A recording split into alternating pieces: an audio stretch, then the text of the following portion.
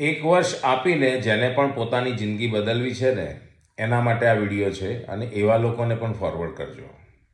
માની લો કે હું ઓવરવેઇટ છું, એટલે કે નોર્મલી વેઇટ લગભગ 55થી લઈને 65 સ્ત્રીઓ માટે અને 65થી લઈને 75 કિલો પુરુષો માટે હોય છે.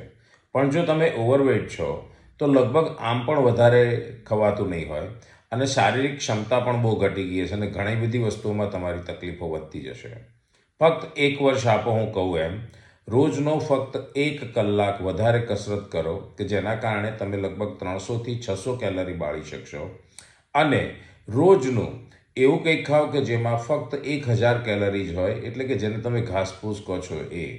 તો એમાં પણ લગભગ કેલરી તમારા શરીરમાં ઉમેરાશે બહુ જ ઓછી, એટલે કે વપરાશે વધારે અને ઉમેરાશે ઓછું.